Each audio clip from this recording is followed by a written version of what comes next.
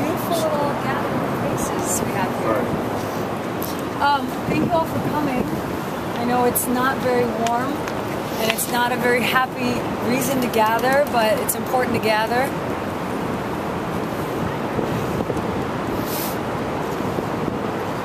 So we're all here, as you know, for the beautiful, beautiful friend and person and activist and hero and writer and poet and educator and spirit, beautiful spirit, Sabeen Mahmud. And I had the great fortune to meet her in Pakistan for the first time. But she was, I think, a real blessing to this world, to this universe. I know she touched my life very, very much so. She was the director of the Second Floor Cafe, T2F, in Karachi, Pakistan. And that was a place of gathering. And I asked her, well, why did you want to do this? And she said, well, I wanted a place kind of reminiscent of the other cafes. The cafes in Europe and in the US and in Berkeley.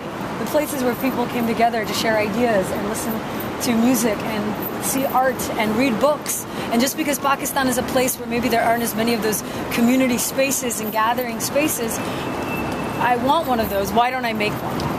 And she said, I live in this country. Why do I have to leave to experience any of this? I love stand-up comedy. I love music. I love books. I love theater. So I'm going to bring it here. And she did. And clearly touched so many people. I mean, I know there's not a lot of us, but we're a pretty diverse group here. And I had no idea. So,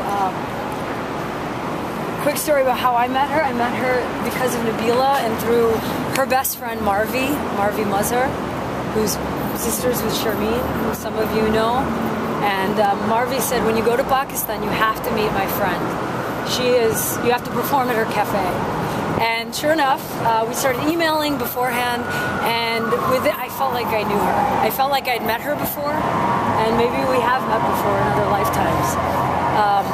And so the second day I was in Pakistan, she took me out, and we went to an art event at this famous Pakistani artist named Amin Gulji.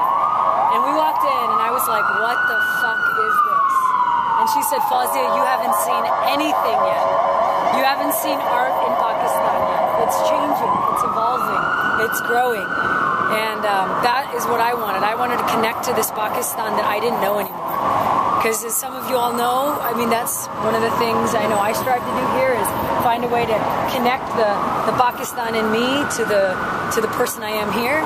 And Sabeen was a way that I connected to the art and the Pakistan there, in Pakistan. But anyway, I performed at her cafe, and she's the reason I got to go back and do my play across the country. And I know I'm babbling a little bit, but there's so much one can say about her. She was an avid lover of Steve Jobs in Apple. Held the first hackathon ever in Pakistan. First hackathon, yeah. Held the first open mic. Yep. For comedy and for art and music. She gave a platform to my film. She never said no to anyone who wanted help, which was incredible. And she never had enough resources to run the cafe, but somehow it kept running. And I think it's because of the light of all the people. And people thought, oh, this is a place for elite Pakistanis. But no, the average income of the households of the people who went there was all across socioeconomic communities in Karachi. And that says a lot. And people came in throngs for her funeral. So many people. I don't even think she realizes her impact. Well, she also loved Pink Floyd. She did love Pink Floyd. She loved Dark Side of the Moon. She said she likes to live in the dark side of the moon, and some people don't agree with her. I went to school with Sabeen. I knew her since she was about 3 years old, and I remember Sabeen when all the boys would get together to play cricket. Sabeen would be the only girl that would show up at the cricket pitch and want to throw a ball out and bat, and she batted them bowled better than most of the boys I knew. Sabeen was larger than life from that age. We always knew, whoever been around Sabeen, that she was going to do great things.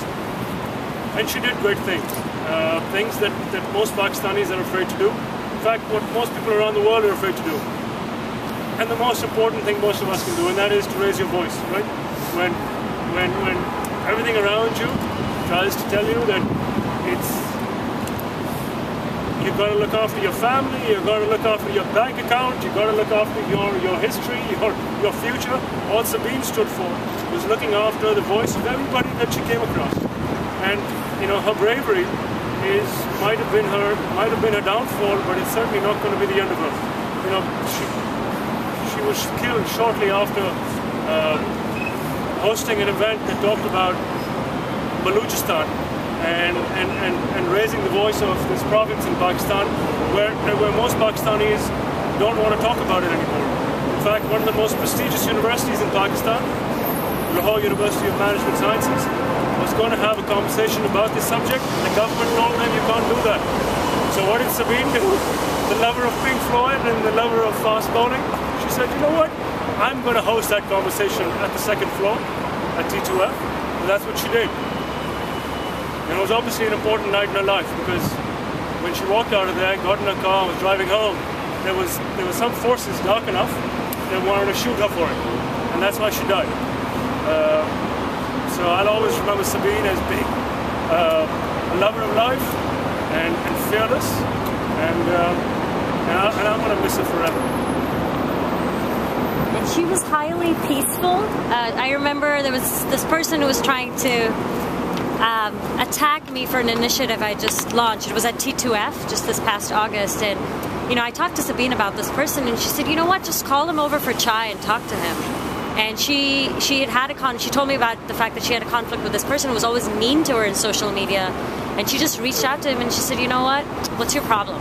Let's have a cup of tea. And everyone thought that she's crazy and this person would not listen to her, but she sat across from him, conversed and converted him. And so people think, maybe if she had a minute with her assassins, they would have changed their hearts too. The space is